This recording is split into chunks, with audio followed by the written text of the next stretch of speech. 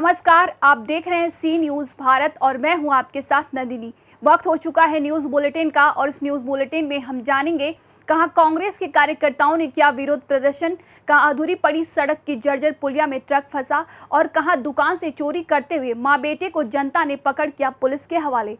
आइए इन तमाम खबरों पर करते हैं विस्तार से चर्चा। बुलंदशहर के डीपीएस की तानिया सिंह ने सीबीएसई को टॉप किया है। 12वीं की परीक्षा के परिणाम में उन्होंने 500 में से 500 अंक हासिल किए हैं। परीक्षा परिणाम जारी होते ही खुशी से झूम उठे विद्यार्थी। स्कूलों में जश्न का माहौल है। क्या नाम है बेटा आपका? सर तानिया सिंह। अच्छा तानिया, आपको सीबीएसई 12वीं की परीक्षा में आपने 500 में से 500 अंक प्राप्त किए हैं। ये मुकाम आपने किस तरह से हासिल किया? सर टीचर्स का सपोर्ट है, सबसे ज़्यादा टीचर्स का सपोर्ट है और सर स्कूल प्रिंसिपल सर जिन्होंने हमें बहुत सारे असाइनमेंट्स प्रोवाइड किए और वो बहुत हेल्पफुल रहे बोर्ड एग्जाम्स में, तो उसी की वजह से मैं सब कुछ ये अचीव कर पाई हूँ। अच्छा, किस तरह से आप प्रिपरेशन करते थे एग्ज़ाम को लेकर के? क्या आपका टाइम शेड्यूल था? किस तरह से टाइम का मैनेजमेंट करते थे आप? सर मैं रोज़ एक टारगेट फिक्स कर लेती थी कि आज मुझे इतना करना है और उसको फिनिश करके ही मैं सोती थी। जब तक वो फिनिश नहीं हो जाता था तब तक मैं नहीं सोती थी, अब चाहे उसमें कितना भी टाइम लग जाए और जल्दी हो जाए तो वो भी। अच्छा, भविष्य को लेकर के आप क्या सोचती हैं? किस तरह का फ्यूचर आप देखना चाहती हैं? सर मैं यूपीएससी क्लियर करना चाहती हूँ। मेरा बचपन से ड्रीम है कि मैं आईएएस ऑफिसर बनूँ, यही है। और इस मुकाम में जो बताया जाता है कि शिक्षकों का एक शानदार प्रदर्शन होता है, तो शिक्षकों के बारे में आप और स्कूल स्टाफ के बारे में, प्रिंसिपल के बारे में आप क्या कहना चाहते हैं? सर ये स्कूल बेस्ट है, इस दुनिया में बेस्ट है, मैं सच कह रही हूँ। ये बहुत अच्छा स्कूल है और टीचर्स यहाँ पर बहुत ज़्यादा हार्ड वर्किंग है। सबके इतने अच्छे मार्क्स सिर्फ टीचर्स की वजह से ही आए हैं। अगर टीचर्स इतना अच्छा परफॉर्म नहीं करते, हमारे साथ इतनी मेहनत नहीं करते, तो हम सबके इतने अच्छे मार्क्स नहीं आ पाते। और सब प्रिंसिपल सर। नहीं, मैं ये कह रहा हूँ पढ़ाई तो सभी में ही होती है, क्या यहाँ कोई अलग तरीके से मेथड्स हैं जो उनको समझाया जाता है? सर यहाँ मेथड्स भी बहुत सारे, यहाँ टेस्ट काफ़ी सारे होते हैं। Test, weekly test, then pre board test series, काफ़ी सारे टेस्ट होते हैं। तो सर जब हमारी प्रैक्टिस कंटिन्यू रहती है तो हम अच्छा परफॉर्म कर सकते हैं। अच्छा, घर का माहौल किस तरह से, परिवार वाले किस तरह से आपको प्रोवाइड कराते थे? सर जब भी मैं पढ़ती थी तो कोई डिस्टर्ब नहीं करता था, विदाउट एनी डिस्टर्बेंस कोई डिस्टर्ब नहीं करता था। और जब मेरा पूरा हो जाता था तभी लोग सब मुझसे पूछने आते थे कि बस हो गया, तभी आते थे, कोई डिस्टर्बेंस नहीं होता था। सर क्या नाम है आपका और कौन से स्कूल के प्रिंसिपल हैं? मेरा नाम डॉक्टर एच.एस. वशिष्ठ है। मैं दिल्ली पब्लिक स्कूल बुलंदशहर का प्रिंसिपल हूँ। सर आज कक्षा 12 सीबीएसई बोर्ड का परीक्षा परिणाम आया है। आपके स्कूल की तानिया एक छात्रा है जिसको 5 विषयों में 70% अंक मिले हैं, क्या कहेंगे सर? मैं ये कहना चाहूँगा, तानिया इस बार बहुत मेहनत से इसने ये मुकाम हासिल किया है, 500 में से 500 नंबर। पर मैं आपको ये बताना चाहूँगा, मेरे लिए सभी बच्चे बराबर हैं और सभी बच्चों ने बहुत अच्छा परफॉर्म किया है।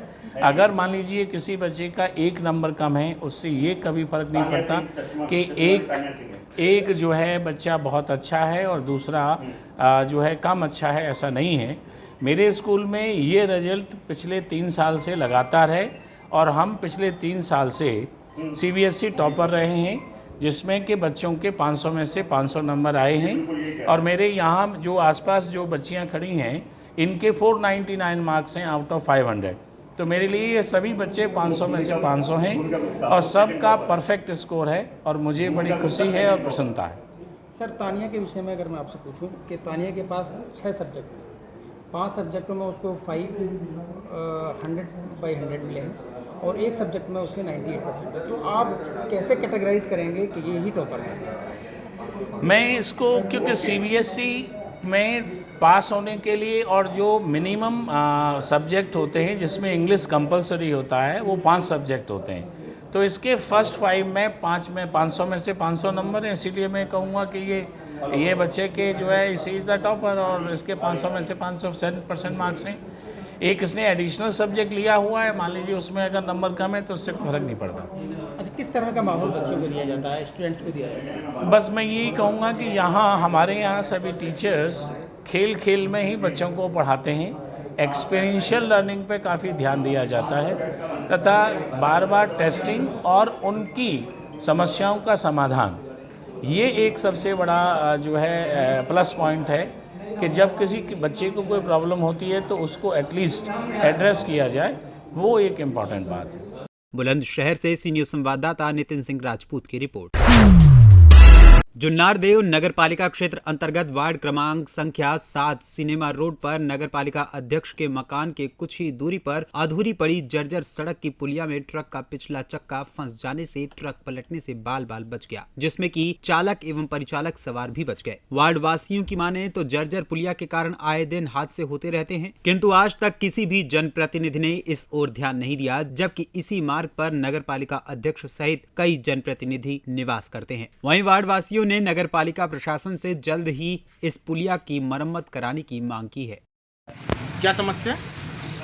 कई वर्षों से ये नाली का और पुल का काम यहाँ पे अधूरा पड़ा है, जिसके चलते हम लोगों को बहुत परेशानी हो रही है। उसके कारण ये आज ट्रक का चक्का हमारे नाली यहाँ फंस गया है, उससे हमारे मकान में टकरा गया और उसके कारण हमारे यहाँ पे बहुत हानि हुई है, नुकसान। आप लोगों ने किसी को कहा नहीं नाली बनाने का?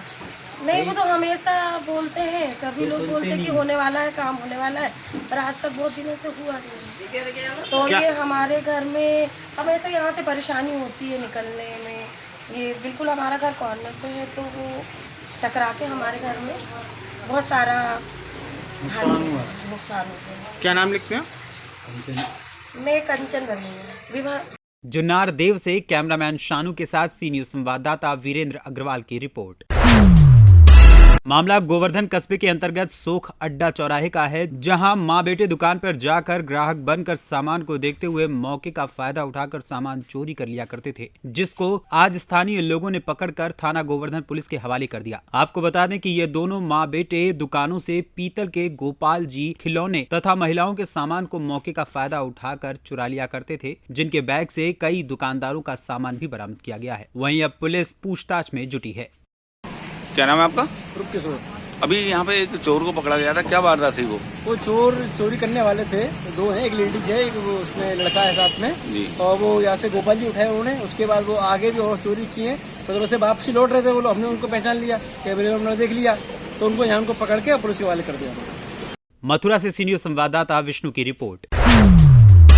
वर्षा ऋतु का मौसम शुरू होने के साथ ही अब करंट की दुर्घटनाएं भी बढ़ने लगी हैं, जिसका अंदाजा बयाना अस्पताल में रोजाना आ रहे करंट दुर्घटनाओं के मामलों से लगाया जा सकता है। आज गांव सीतपुर में अपने घर पर पोछा लगाते समय एक महिला घर में लगे फ्रिज में आ रहे करंट की चपेट में आने से झुलस गई और मूर्छित हो गई, जिसे उपचार के लिए परिजन बयाना के अस्पताल ले गए, जहाँ उसका गहन उपचार किया जा रहा है। चिकित्सकों के अनुसार उपचार के बाद महिला की हालत अब खतरे से बाहर है। अरे साहब मतलब कि पौसा दे रही, पौसा देती हुई और मतलब फ्रिज का हाथ रखो, वहाँ में आएगी लेट आएगा, लेट लगे नुकते लेकिन आई अस्पताल ले आएगी। राजस्थान से सीनियर संवाददाता लोकेंद्र शर्मा की रिपोर्ट। कांग्रेस के बड़े नेताओं से ईडी के द्वारा की जा रही पूछताछ के विरोध में शुक्रवार को सासाराम की सड़कों पर कांग्रेस कार्यकर्ताओं के द्वारा विरोध प्रदर्शन किया गया। विरोध प्रदर्शन के दौरान कांग्रेस के कार्यकर्ताओं ने सरकार के विरुद्ध जमकर नारेबाजी की, साथ ही केंद्र सरकार पर दुर्भावनाओं से ग्रसित होकर कार्रवाई करने का आरोप भी लगाया गया। विरोध प्रदर्शन का आगाज धर्मशाला चौक पर स्थित महात्मा गांधी की प्रतिमा के पास हुआ। इसके बाद पुरानी जीटी रोड होते हुए सभी कार्यकर्ता पोस्ट ऑफिस चौराहे पर पहुंचे, जहां मीडिया को संबोधित करते हुए करहगर से कांग्रेस विधायक संतोष कुमार मिश्रा ने कहा कि विराल मामले में अभी तक एक प्राथमिकी भी दर्ज नहीं हुई है। इसके बावजूद कांग्रेस के बड़े नेताओं से लगातार इन्हीं के द्वारा पूछताछ की जा रही है। ईडी केंद्र सरकार के इशारों पर कार्य कर रही है। सीबीआई को आगे करता है।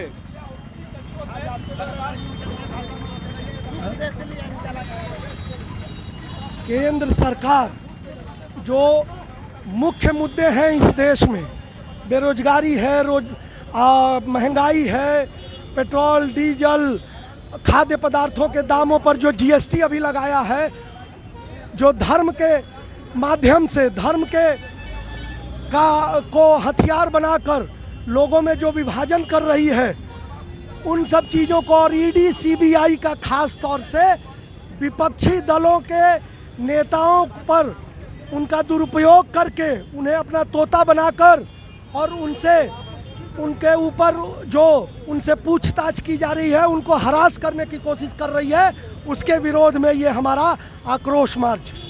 रोहतास से सी न्यूज संवाददाता पंकज कुमार की रिपोर्ट। छिंदवाड़ा में शक्ति ट्रस्ट एवं संस्कृत पुस्तकोन्नति सभा द्वारा संचालित संत श्री आशाराम आश्रम खजुरी में जारी 5 दिवसीय पंचामृत शिविर का आज समापन हुआ। यह आयोजन श्री योग वेदांत सेवा समिति के तत्वावधान में संपन्न हुआ। शिविर में विश्व प्रसिद्ध वक्ता रेखा बहन के साथ सुशीला बहन और बाल योगी नारायण मुख्य रूप से उपस्थित हुए। 5 दिनों में लगभग 10 सत्र आयोजित किए गए। इसके अलावा विद्यार्थियों और ऋषि प्रसाद सेवाधारी भाई बहनों के लिए अलग अलग सत्र आयोजित हुए। पूरे कार्यक्रम का लाइव प्रसारण भी किया गया। परम पूज्य संत श्री आसाराम जी बाबू जी की प्रेरणा से संत श्री आसाराम जी आश्रम खजुरी छिंदवाड़ा में 5 दिवसीय श्री आशा रामायण पंचामृत समारोह का आयोजन किया गया था। इस कार्यक्रम में अहमदाबाद आश्रम से साध्वी पूज्य दीदी साध्वी रेखा बहन, पूज्य दीदी साध्वी सुशीला बहन एवं बाल योगी नारायण 3 संत हमारे यहाँ पधारे हैं, जिनके माध्यम से यह आशा रामायण जी पंचामृत कार्यक्रम का समारोह बड़े जोर शोर से चल रहा है। इस कार्यक्रम में यह कार्यक्रम 17 तारीख से चालू होकर के 21 तारीख तक आज के दिन समापन हो रहा है। इस कार्यक्रम का इस कार्यक्रम में बड़ी संख्या में लोग उपस्थित हुए हैं, इसमें विशेषकर छिंदवाड़ा ग्रामीण अंचल के, छिंदवाड़ा शहर के, इसके अलावा सिवनी, बालाघाट और मंडला के भी साधक भाई बहन जो हैं वो इस कार्यक्रम में उपस्थित होकर के इस सत्संग के अमृत की धारा जो बह रही है उसका लाभ ले रहे हैं। इस कार्यक्रम के माध्यम से चतुर्मास में लोगों को कैसे जीवन यापन करना है, चतुर्मास में क्या साधना करना है, इसका भी मार्गदर्शन पूज्य दीदी द्वारा हमारे साधकों को दिया गया है। इसी दौरान श्री ऋषि प्रसाद पत्रिका जो हमारे आश्रम से निकलती है, उस पत्रिका का प्रचार प्रसार करने के लिए भी उसका भी एक बड़ा सम्मेलन यहाँ आयोजन किया गया है। इस कार्यक्रम में हजारों की संख्या में लोग उपस्थित होकर के इन कार्यक्रम का लाभ लिए हैं और चतुर्मास में कैसे नियम संयम व्रत और का पालन करना चाहिए, इसका भी मार्गदर्शन पूज्य साध्वी बहनों द्वारा हमें दिया गया है, जिसका कि सभी साधक लोग इन चतुर्मासों में अंकुर करेंगे। यह कार्यक्रम बड़ी संख्या में उपस्थित होकर के लोगों ने लाभ लिया है। इसके लिए हम पूज्य बाबू जी के बहुत आभारी हैं कि उन्होंने यहाँ हमारे छिंदवाड़ा में कार्यक्रम दे करके और पूज्य साध्वी बहनों के यहाँ भेज करके हम लोगों को जो सत्संग का लाभ दिया है उसके लिए हम उनके हृदय से आभारी हैं और पुनः इस तरह से हमें कार्यक्रम मिलते रहें, ऐसी हमारी गुरु जी से प्रार्थना है। हरिओम। मैं अध्यक्ष मदन मोहन प्रसाई, योग वेदांत सेवा समिति छिंदवाड़ा। यहाँ छिंदवाड़ा में 5 दिवसीय श्री आशा रामायण पंचामृत का आयोजन किया गया, जिसके अंतर विद्यार्थियों के लिए भी विशेष सत्र आयोजित किए गए एवं ऋषि प्रसाद सम्मेलन भी हुआ। पूज्य गुरुदेव पिछले 60 वर्षों से समाज की सेवा में लगे हुए हैं। समाज के किसी भी वर्ग को उन्होंने ही नहीं छोड़ा है, चाहे वो अजन्मा बच्चा हो, चाहे छोटे बच्चे हैं, युवान हैं, महिलाएं हैं या गरीब लोग हैं। तो गुरुदेव ने दिव्य शिशु प्रकल्प चलाया, बाल संस्कार चलाए, महिला उत्थान मंडल चलाए, युवा सेवा संघ चलाए और जहाँ पर भी गरीब बस्तियाँ हैं वहाँ पर पूरे वर्ष भर भंडारों का आयोजन होता रहता है। यहाँ तक कि भजन करो, भोजन करो और दक्षिणा पाओ योजना भी चल रही है।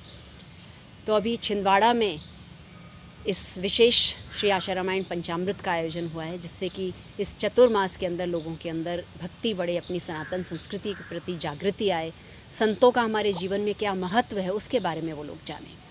पूज्य गुरुदेव पर अनर्गल आरोप लगाए गए हैं जो कि पूर्णतया एक षड्यंत्र के तहत हैं और उसके लिए समय समय पर हमारे साधक लोग, माताएं, बहनें कभी ज्ञापन देती हैं, कभी धरने होते हैं, लेकिन लोगों को पता नहीं क्या है कि सत्य उनको सामने दिखते हुए भी वो उसे अनदेखा कर रहे हैं, जबकि सत्य हर कोई जानता है कि पूज्य गुरुदेव ने क्या किया है समाज के लिए। कृष्ण भगवान भी जब आए तब भी उन पर आरोप लगे, राम जी आए तब उन पर आरोप लगे, राम जी को 14 वर्ष का वनवास दिया गया, लेकिन वो वनवास भी हम सब लोगों के लिए वरदान रूप सिद्ध हुआ है, क्योंकि चाहे शबरी माता हो, चाहे हनुमान जी हो, चाहे जामवंत जी हो, सबका कल्याण किया राम भगवान ने। इसी प्रकार गुरुदेव भी अगर आज जेल मंदिर में रखे गए हैं तो वहाँ भी आप और हम सब जानते हैं कि कितने लोगों का उन्होंने कल्याण किया है।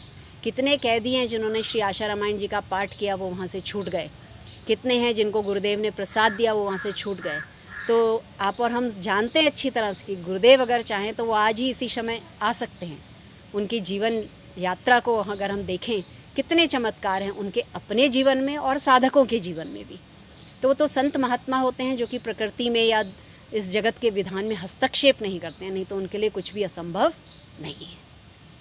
छिंदवाड़ा से सी न्यूज संवाददाता राजा नंदवंशी की रिपोर्ट। प्रतापगढ़ के पट्टी नगर में स्थित सामुदायिक स्वास्थ्य केंद्र अपनी बदहाली पर आंसू बहा रहा है। यहाँ पर कागजों पर सुविधा और संसाधन उपलब्ध हैं, लेकिन हकीकत में देखरेख के अभाव में तथा लापरवाही के चलते लोगों को सही इलाज नहीं मिल पा रहा है। बरसात के मौसम में पट्टी नगर में स्थित अस्पताल तालाब में तब्दील हो जाता है। वहीं ऑपरेशन थिएटर का हाल तो बहुत ही बदहाल है। ऑपरेशन थिएटर का बेड पूरी तरह से बदहाल है। कई जगह से बेड के चीथड़े निकल आए हैं। वहीं ऑपरेशन थिएटर में गंदगी का अंबार भी दिखाई दे रहा है। ऐसे में सुविधा और संसाधन भले ही कागजों पर दिखाई देता है, लेकिन हकीकत में लोगों के लिए सामुदायिक स्वास्थ्य केंद्र पट्टी बदहाल केंद्र बन गया है। लेकिन अस्पताल प्रशासन इस संबंध में कोई भी ठोस कदम उठाने को तैयार नहीं है। प्रतापगढ़ से सी न्यूज संवाददाता रोहित जायसवाल की रिपोर्ट। बयाना के कुंडा तिराहे के निकट स्थित एक स्टोन क्रेशर यूनिट में आज काम करते समय एक मजदूर के क्रेशर मशीन की चपेट में आ जाने से मजदूर गंभीर रूप से घायल हो गया, जिसे उपचार के लिए बयाना के राजकीय अस्पताल में भर्ती कराया गया है, जहां मजदूर का गहन उपचार किया जा रहा है। घायल हुआ मजदूर गाँव नगला पंगा निवासी राजाराम गुर्जर बताया जा रहा है। क्रेशर मशीन में उसका हाथ फंस जाने से हाथ गंभीर रूप से जख्मी हो गया है। इसी मजदूर की सतर्कता और तत्परता से बड़ा हादसा होने से टल गया था। क्रेशर संचालक और उसके साथियों ने उसे अस्पताल में लाकर भर्ती कराया है। क्रेशर मशीन पे काम करता है, उससे हाथ चला गया क्रेशर मशीन। क्या नाम है इनका? राजा। कहाँ है क्रेशर मशीन? एक बयान। क्या नाम है क्रेशर मशीन? क्या नाम है मशीन का? लेना मिनट। राजस्थान से सी न्यूज संवाददाता लोकेंद्र शर्मा की रिपोर्ट। बीते 3 जुलाई को संपन्न हुए इंटक यूनियन संबंधित हरियाणा रोडवेज वर्कर यूनियन के चुनाव के बाद आज रेवाड़ी रोडवेज वर्कशॉप में डिपो कार्यकारिणी का गठन किया गया। इस दौरान राजपाल यादव को रेवाड़ी डिपो का प्रधान नियुक्त किया गया। कार्यकारिणी के गठन पर इंटक यूनियन के राज्य प्रधान वीरेंद्र सिंह सिकरोहा ने राजपाल यादव के साथ रेवाड़ी डिपो के सभी रोडवेज कर्मचारियों को बधाई दी और कहा कि गत 11 जुलाई को सरकार के साथ हुई साझा मोर्चा की बैठक में 3 सूत्रीय मांगों पर गंभीरता से विचार विमर्श हुआ और आश्वासन मिला है कि इन्हें जल्द ही पूरा कर दिया जाएगा। वहीं नव नियुक्त रेवाड़ी डिपो प्रधान राजपाल यादव ने उन्हें प्रधान बनाए जाने पर प्रदेश कार्यकारिणी का आभार व्यक्त किया है और कहा कि संगठन ने उन्हें जो जिम्मेदारी दी है वो उसका पूरी ईमानदारी से पालन करेंगे। इंटक के चुनाव हुए हैं, आपको प्रधान चुना गया है, क्या कुछ कहेंगे? मैं राजपाल यादव रेवाड़ी डिपो इंटक प्रधान में पूरी इंटक की राज्य कार्यकारिणी का और रेवाड़ी डिपो कर्मचारी साथियों का सबका धन्यवाद करता हूँ। कहीं ना कहीं कर्मचारियों को साथ लेकर के आगे की रणनीति पूरी कर्मचारियों को साथ लेकर चले हैं, चलेंगे साथ कर्मचारियों को लेकर साथ। लेकिन जो जिम्मेदारी मिली कहीं ना कहीं चुनौतियाँ भी जरूर होंगी। चुनौतियों का सामना करेंगे और सरकार से लड़ाई लड़ेंगे कर्मचारियों के हक के लिए। क्या कुछ है? मैं आपके चैनल के माध्यम से बताना चाहूँगा कि Haryana roadways worker union INTUC union संबंधित रजिस्टर नंबर 1 का 3 जुलाई को चुनाव संपन्न हुआ है और उसमें सभी राज्य कमेटी का चुनाव हुआ है और आज रेवाड़ी में हमें राजपाल यादव जी को प्रधान नियुक्त किया है और बॉडी का विस्तार किया है और हम राजपाल जी को और पूरी कमेटी को बधाई देता हूं। मैं वीरेंद्र सिंह राज्य प्रधान इंटक यूनियन और रेवाड़ी डिपो की पूरी तमाम कार्यकर्ताओं का मैं धन्यवाद करता हूं। उन्होंने इस मीटिंग में भाग लिया और सभी साथियों का धन्यवाद करता हूं। मैं एक प्रधान जी, लंबे समय से आपकी बहुत सारी मांगे हैं जिनको लेकर अक्सर धरना प्रदर्शन होते रहे हैं, उनको लेकर क्या प्रतिक्रिया है? हमारी मतलब सरकार से 11 तारीख को मीटिंग हुई है, साझा मोर्चा को उसमें अपना पक्ष रखा है और 30 सूत्रीय मांगों पर गंभीरता से विचार हुआ है और सरकार ने आश्वासन दिया है कि हमारे बेड़े को मतलब 43 से बढ़ाकर 5300 का किया है। इसमें हम सरकार का धन्यवाद करते हैं क्योंकि ये भी हमारी एक मुख्य मांग थी कि हमारे बेड़े में बसें दे जाए और 30 सूत्रीय मांग पर 5-4 मांगों पर हमें कठोर आश्वासन मिला है कि ये मांगें आपकी जल्द ही पूरी हो जाएंगी और आगे की वार्ता भी जारी है। साझा मोर्चा फिर दोबारा मीटिंग करके अधिकारियों के साथ मीटिंग करने जा रहा है और हम सरकार से बार बार यही मांग करते हैं कि हमारी मांगें जल्द से जल्द पूरी की जाएं। रेवाड़ी से सी न्यूज संवाददाता चैन सिंह की रिपोर्ट। फिलहाल के लिए इस न्यूज़ बुलेटिन में बस इतना ही। देश दुनिया की तमाम खबरों के लिए देखते रहिए सी न्यूज़ भारत।